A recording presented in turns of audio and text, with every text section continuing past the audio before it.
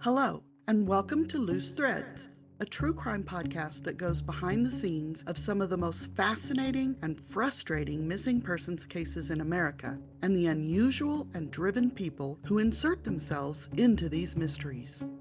Why do people insert themselves into criminal cases, and what consequences have they and others suffered as a result? Does it ever really help? As someone who has been there and done that, I may be uniquely qualified to explore these topics. So join me as we investigate the many twists and turns of public advocacy in American justice. In today's episode, we're going to talk about Isaac Reinwand, the quiet one, the camper, the alleged friend, and the man who, depending on who you ask, either saw nothing or saw everything. Law enforcement have said that Isaac is not a suspect and has cooperated with them. Right now, there are no official suspects, only persons of interest.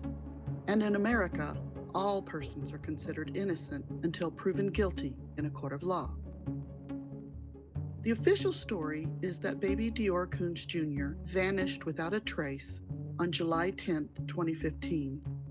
But if you've been following this case from the beginning, you already know the stories don't line up. The timelines shift. The blame moves. And in this episode, we ask, what if Isaac's silence isn't just self-preservation, but a legal strategy? Because under Idaho's felony murder statute, if a child dies during the commission of a felony, like child abuse or neglect, all adults involved can be charged, even if they didn't cause the death themselves.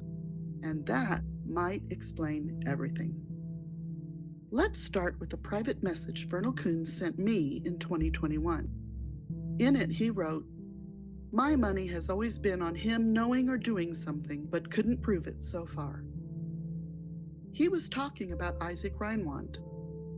In this conversation, it was clear. Vernal suspects Isaac, or at least that's what he wanted me to think at the time. In a phone call recorded by Jane, the so-called catfisher, Vernal allegedly opened up even more. He said, "I didn't know effing Isaac at all. He and I didn't like each other right from the kick." He claimed that they clashed immediately. Vernal also described an incident of Isaac dropping a heavy case behind his truck and walking away without a word. And then he stated, "Isaac never gave him a reason not to like him, but he didn't like my kid." To me, that doesn't seem like mere speculation.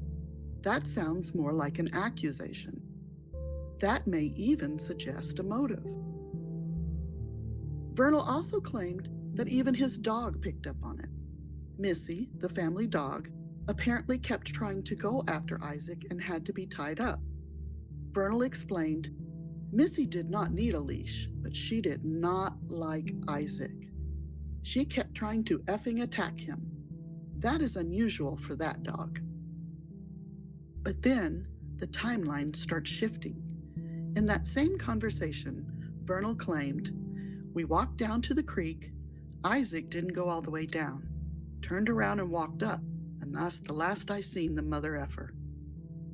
According to him, Isaac allegedly disappeared and wasn't seen again until search and rescue brought him back. But that doesn't seem to line up with earlier reports. Deputy Steve Pinner said a witness recalled shouting up the hill to Isaac during the initial search, "Have you seen Deorr?" So which is it? Later, in that same conversation, Vernal explains what he believes happened. He said, "If Isaac and Bob's story is right, and Bob says my son walked up towards Isaac, that means that Isaac had to pass my son on his way back." In my opinion, that's not just a memory. That's geometry, a breadcrumb trail Vernal is possibly laying down to guide suspicion. And then Jane, the catfisher, asked him directly, "Do you think maybe Isaac passed him on? That Isaac knows?" Vernal didn't hesitate. Yes, I do.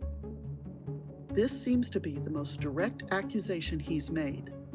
It comes across not as theory or speculation, but belief. Next came a rant full of fire.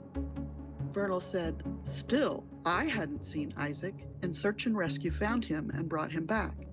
Isaac did 3 factory resets on his phone in one effing day. He went home Sunday night. By 8 o'clock Monday morning, he had an attorney. He plays the mentally disabled card, so without any evidence or problem thoughts, they can't even F with him. Then Vernal added a pivot. Welcome to my world. I'm the parent. Of course, I'm going to get the fingers pointed at me. Returning to the topic of Isaac, Vernal also claimed he was on 24-hour surveillance for a few months. Was Isaac actually under local or federal surveillance? If true, that seems serious. If not, it's perhaps telling that Vernal wanted Jane to believe he was. So here we are. One man keeps quiet, another can't seem to stop talking. And in between them, a missing child, a shattered family, and 100 loose threads. Was Isaac involved in Deorr's disappearance or death? Or is he just the fall guy? Could Vernal be planting the seeds of suspicion to protect himself from a legal statute that holds all parties responsible? Let me know your thoughts in the comments below. Idaho's felony murder statute doesn't only apply to the person who committed the crime. If anyone dies during the commission of a felony, everyone involved could be charged. And maybe, just maybe, that's why we don't yet have the whole truth. Until the entire story is unraveled, there will be no justice for baby Deorr. Share your thoughts in the comments, Threaders, and don't forget to like and subscribe, and tune in next Monday for another episode of Loose Threads.